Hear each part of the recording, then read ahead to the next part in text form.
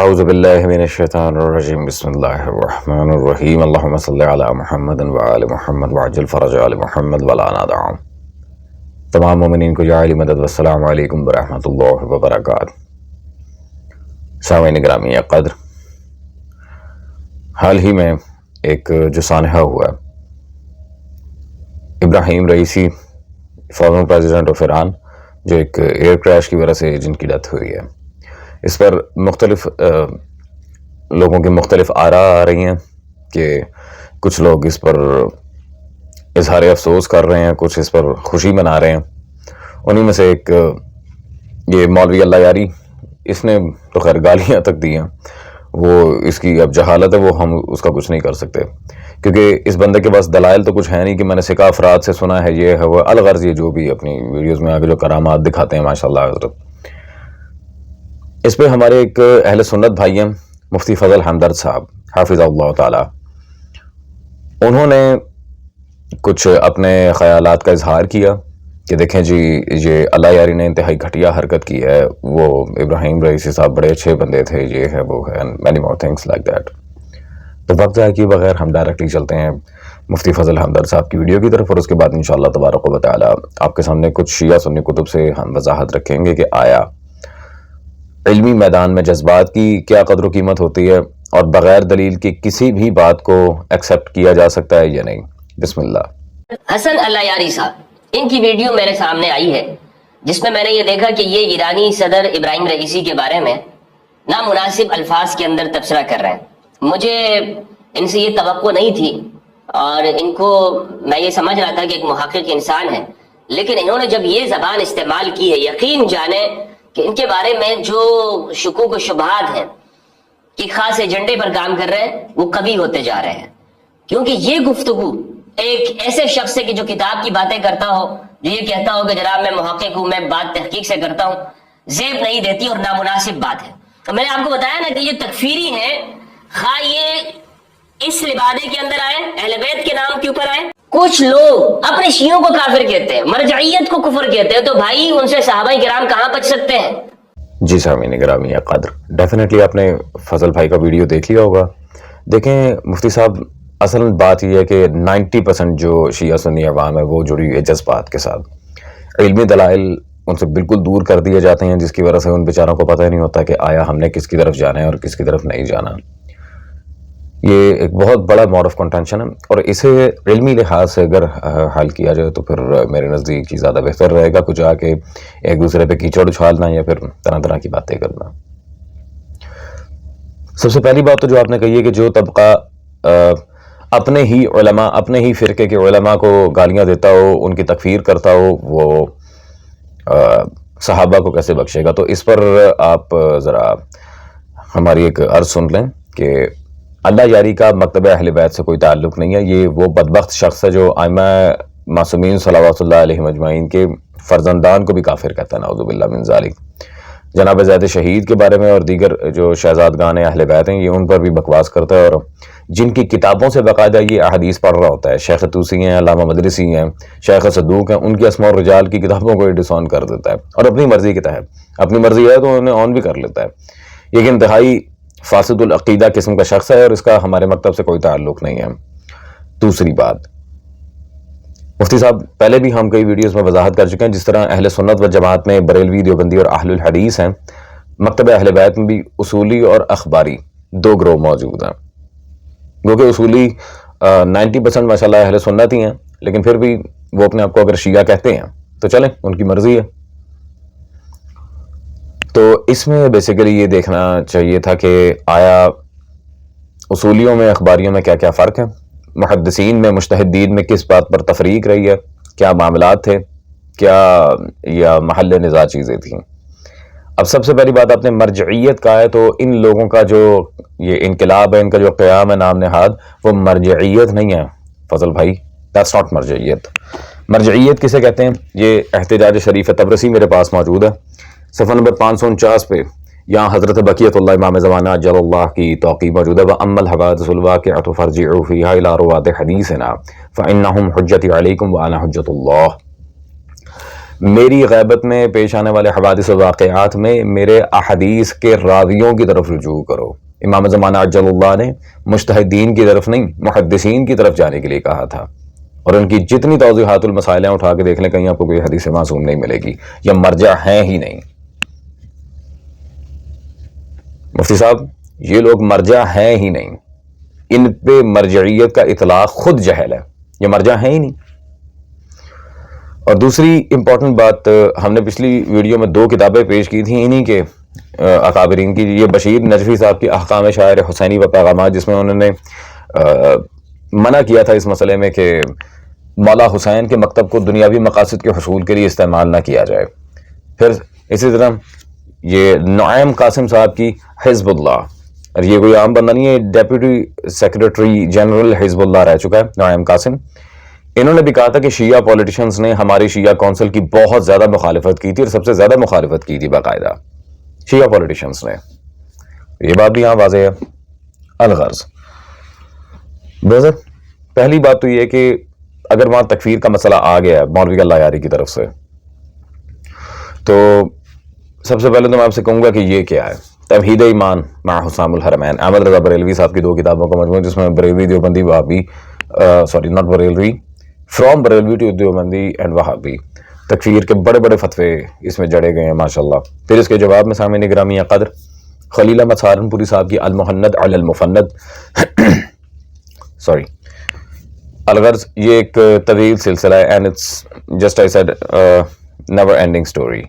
تو سامعین گرامی قدر فضل بھائی، حالانکہ بہت ہی ایک لطف کی بات ہے کہ اس سارے مسئلے کے رد پر ایک کتاب آ چکی باقاعدہ، یہ دکتور عمیر محمود صدیقی صاحب کی حرمت تکفیر مسلم.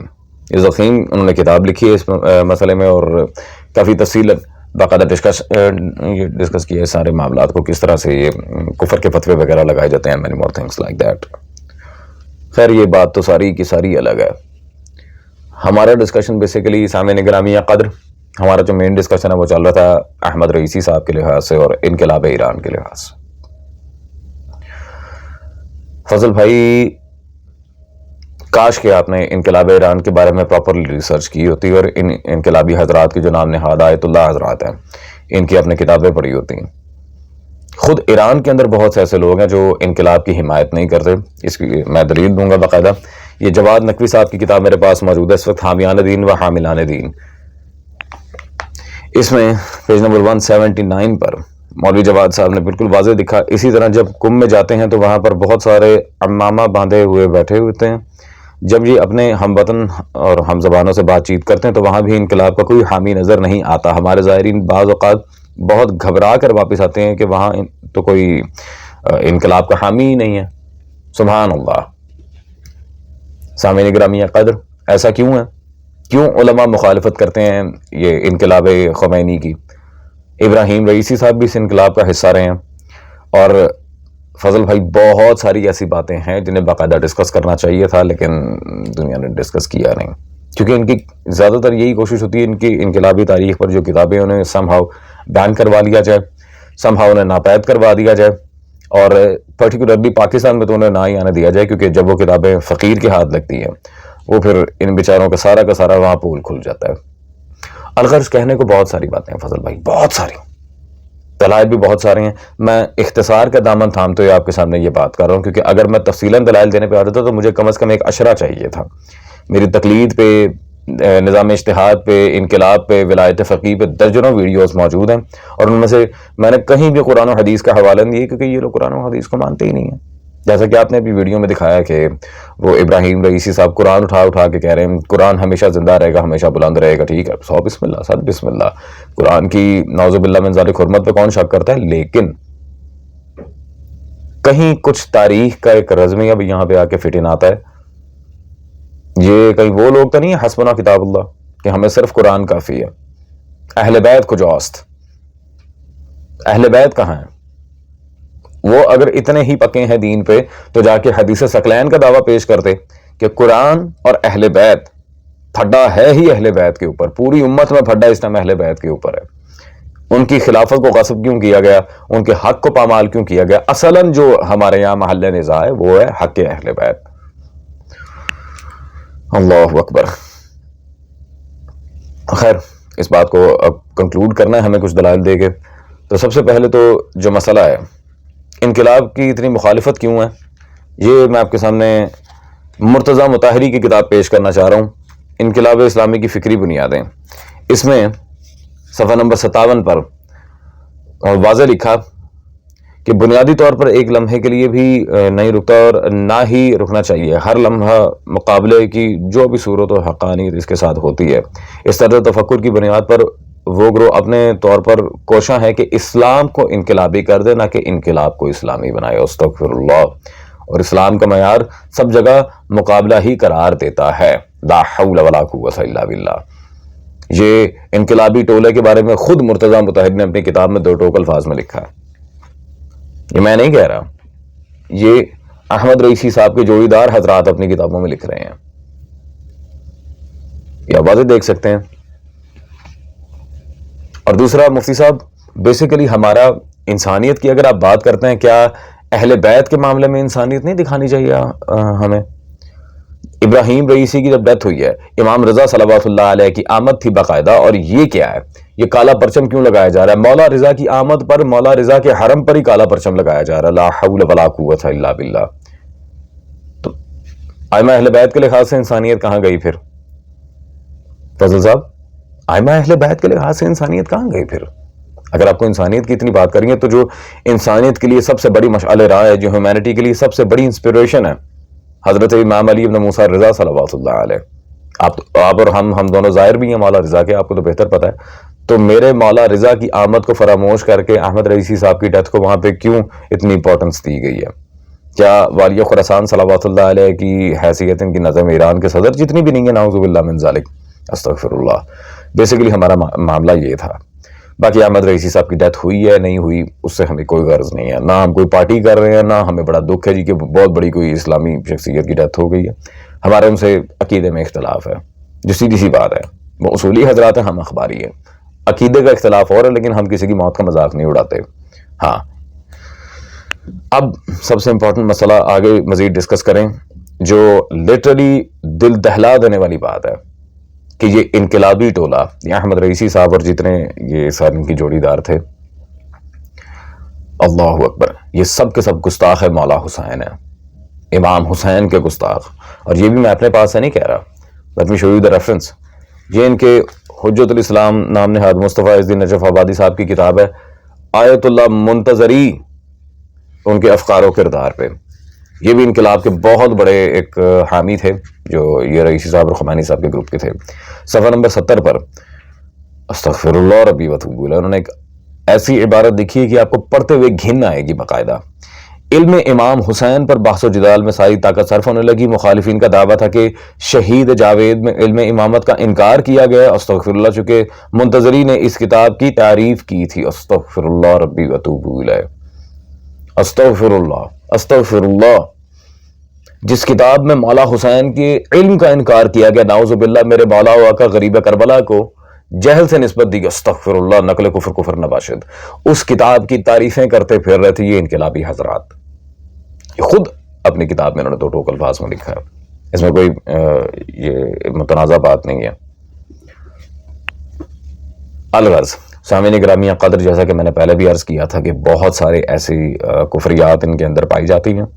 میں تکفیر اس لیے نہیں کرتا کیونکہ مجھے فتنہ نہیں چاہیے، ورنہ اس سے بڑھ کے کفری عقیدہ کیا ہوگا؟ وہ مولا حسین کے علم کا انکار کر دے، نعوذ باللہ من ذالک. خود فرزند باب مدینۃ العلم کے علم کا انکار کر دیا جو تو پیچھے دین میں کہتا ہوں رہ کیا گیا. استغفر اللہ ربی وتوب الیہ. فضل صاحب اور بھی بہت سی باتیں ہیں کہنے کو، لیکن میں اختصار کا دامن تھامتے ہوئے ویڈیو کو کنکلوڈ کرنا چاہ رہا ہوں. اب تبرہ کے اوپر آ جاتے ہیں. مجتہدین پہ تبرہ، نام نہاد صحابہ پہ تبرہ، یہ کیا معاملہ ہے؟ تو آئیں، یہ مظہر علی شیرازی صاحب کی توضیح المسائل میرے پاس موجود ہے اس وقت. چلیں، مجتہد چاہیے تو وہیں سے انہیں کے یہاں سے عبارت دکھا دیتے ہیں. اس میں صفحہ نمبر 208 پہ مرحوم مظہر شیرازی صاحب نے واضح طور پہ لکھا کہ امام جعفر صادق صلوات اللہ علیہ ہر فریضہ یہ نماز کے بعد چند مردوں اور چند عورتوں کا نام لے کر ان پر لعنت کرتے تھے. جو شخص محمد و آل محمد صلی اللہ علیہ وسلم کے دشمنوں پر تبرہ کا انکار کرتا ہے، یا تو وہ جاہل ہے یا خائن ہے، یا وہ جاہل ہے یا خائن ہے. یہ ہے جی مرجعیت کا نظام. ان کے اپنے گھر میں ماشاءاللہ علماء بیٹھے ہیں جو حق بات اپنی کتابوں میں لکھ دیتے ہیں, اور توضیحات الوسائل تک میں یہ حقائق موجود ہیں واضح طور پہ, جیسا کہ آپ دیکھ رہے ہیں. تو مفتی صاحب فضل بھائی, میں جیسا کہ آپ سے عرض کر رہا تھا کہ علمی دلائل کے میدان میں جذبات کی کوئی قدر و قیمت نہیں ہوتی. ہاں جذبات اس لحاظ سے کہ کوئی محبت اہل بیت اپنی اگر شو کر رہا ہے, یا مخلص اصحاب رسول صلی اللہ علیہ وسلم کے لیے محبت یا عشق کا جذبہ شو کرتا ہے, تو وہ ایک اور چیز ہے. لیکن یہ دنیاوی مقاصد کے حصول کے لیے جذبات کی کوئی حیثیت نہیں ہوتی. اور رہ گئی اللہ یاری کی بات, تو میں دوبارہ کہتا ہوں کہ ہم اس بزدل انسان سے ہمارا نہ کوئی تعلق ہے نہ ہمارا کوئی واسطہ ہے, کیونکہ یہ ایک نمبر کا جاہل اور بزدل انسان ہے. جب جواب نہیں دے سکتا تو یہ چینل پہ سٹرائکس مار رہے تھے. میرے چینل پہ بھی اس نے ماری تھی, الحمدللہ سے منہ کی کھانا پڑی ہے, پھر سائز کی سٹرائکس نل اینڈ وائڈ ہو گئی تھی. لذا میرے بھائی خدا را یہ جذبات کی لائے میں بہنے کے بجائے باہر نکلیں. خدا را تھوڑا قوم کی حالت پر غور کریں, کیا بات کیا ہے اور اسے کس طرح سے بنایا جا رہا ہے. السلام علیکم ورحمۃ اللہ.